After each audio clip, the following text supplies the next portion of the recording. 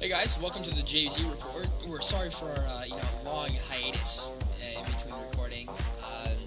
We're here. However, we'd like to make up for it. We have a rousing, pretty funny interview, at least we think, with former JV basketball star, 11th grade student, and BBN over here. ULA intramural commissioner Nathan Nissani, and we're really happy to have him. Have a good time. It's Josh Morrow. Swollen Zephyr, and we're here with our pod vader for this week's segment. Chet McLeese.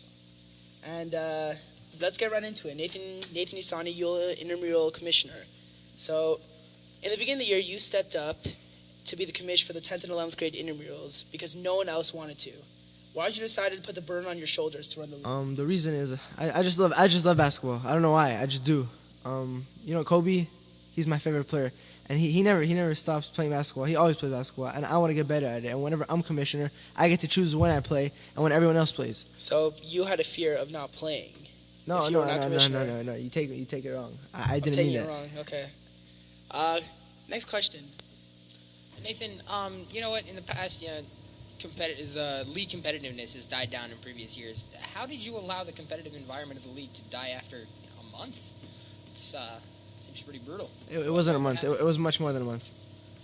I think intramural player Chet McLeese can agree with us when we say that he has not really played a game in over a month to 2 months. I think around 2 months. It's your captain's fault. Captain's fault. Come on, Avi can do better than that.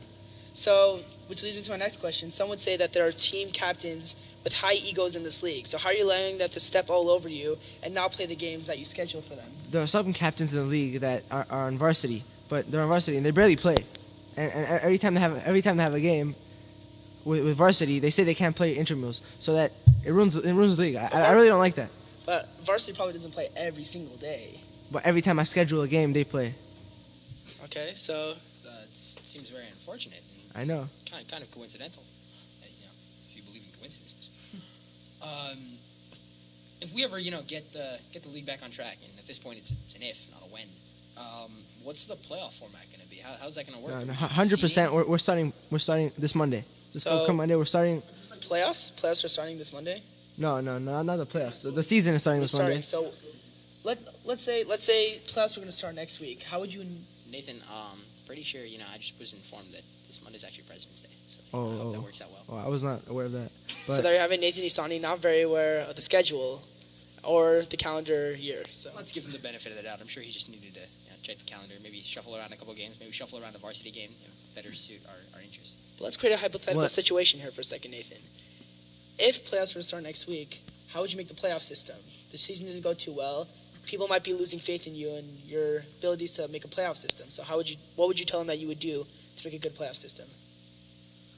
I'll make it just like the NBA. Just like the NBA. So NBA. 16 teams, we only have... No. 8 teams.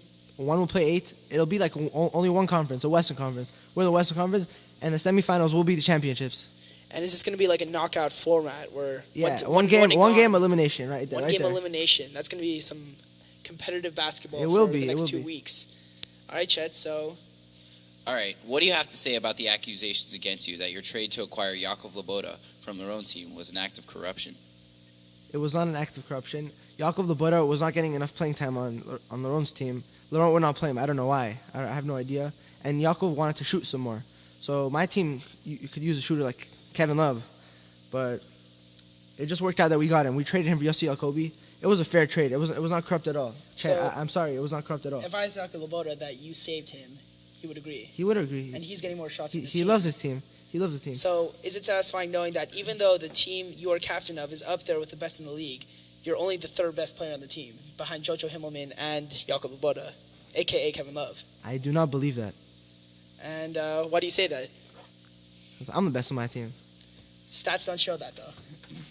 Stats are for losers. Can you show me the stat sheet?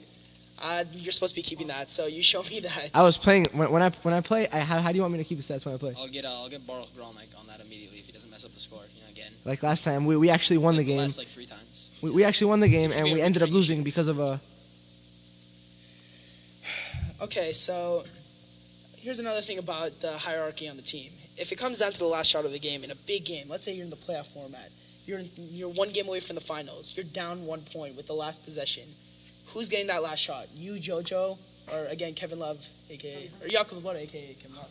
I Kevin feel Love- like Dovey Herman might be the X factor on that team. He actually might get the last shot. It depends. If we need a half court shot, it's for him for sure. A little Glenn Davis situation against. But the thing is, Against Orlando. if we need more than 2 points, it's me. If we need one or more, then it's Jojo Himmelman. But when you guys had the ball the last possession, the crowd's going to go wild cheering and Thank you, M Cash, for BBN. the drums. Big boy Nate, he will deliver. He's like Kobe. Just to clarify, Nathan, you're speaking about yourself in the third person. I just want to make sure that we were clear about that. I'm Kobe. Okay, I wanted to. I just wanted to make sure we were clear with our whole deal. There have been some rumors, and I feel like the intramural players might be actually taking an example from the NFL and NBA players. Is it true that they might be locking you out as commissioner and be on strike until you're replaced? I would like to see them do that. With all my muscle, I don't think anyone would dare do that. Well, I think this issue is going to come down to more brains than the muscle you have built at LA Fitness with Josh Rube over the past 3 years, day and night. Significant muscle, though, maybe. They say too much muscle ain't enough muscle, but when you're going to be in that, I'm a testament to that. when you're going to be in that arbitration room, I'm not sure if that muscle is really going to help you out there. It's going to come down to that brain muscle. Trust me, it will. Against Lerone Rain, really? Laurent knows who I am. Who's got more muscle now, Lerone Rain or Nathan Nissani? You can ask him that question. Oh, I take Nathan, no doubt. Okay, so let's go. Let's switch a little bit. Does being the only captain in intramurals that's not on a sports team, does that ever kind of get to you? Does anyone ever kind of talk a little trash and maybe gets in your head? I never knew that. I'm the only guy. I think so. Pretty Are you sure. kidding me? What about Gabe? Gabe's on varsity soccer. Oh, Starting defender, middle defender. Pretty sure that's something. They actually just lost in the playoffs, by the way, 8-0. Yeah, tough loss. wow, Shows you wow, what Gabe did 8-0. during that.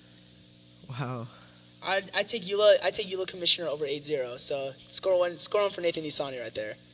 But Score always for Nathan Nissani. too much muscle ain't enough muscle. No offense for listening. What muscle? Zephrin, feel my muscle, please. That is very lean and muscular. Guys, I don't know how appropriate this is on a podcast. They can't actually see the bulging muscle that it is. I mean, let's not go too far though. Nathan, I don't want you to break your shirt. Just stop it. All right. We're gonna Break try my something shirt? out. We're gonna put the microphone right next to Nathan Nissani's muscle. Let's see when he flexes if it makes any sort of sound. That is quite the muscle. That actually sound was actually Nathan's muscle making talking. Wow. Now let me ask you something. Does it satisfy you to be the captain of a team in intramurals instead of playing on JV during your junior year? I don't know how to answer that. Tough question. I understand. I mean, perhaps you'd be like to be playing varsity this year. I mean, if that was all possible. No, I wouldn't. I wouldn't get any playing time, so.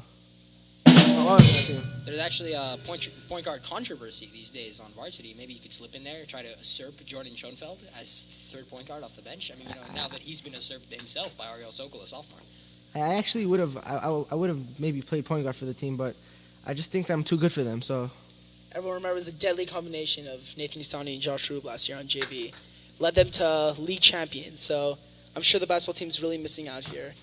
So thanks for being on the show with us, Nathan. Thank you guys. It was a pleasure for me. All right.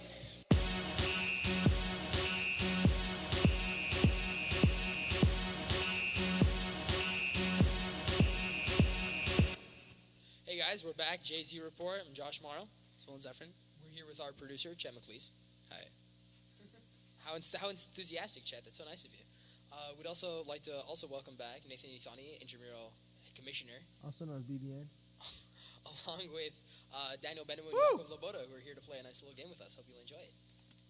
All right, so guys, this game is called Eula Love Connection. So basically how it works, we pre-recorded questions from Jakob Laboda, personal questions about him, and we're going to see here if our two boys, Daniel Benjamin and Nathan Nissani, we're going to see who knows Jakob Laboda better. So without further ado, let's get the game underway. Hey, Mara, take the first question. All right, the first question is, Jakob Laboda, you're a big fantasy basketball enthusiast. How many leagues is Jakob Laboda a member of? Make sure you got your answers down. Okay, so Nathan Nissani, let's see what you answer first. I put down 3. I'm pretty sure I'm right. Nathan goes with 3, and I put Benjamin down 2. I think I'm right.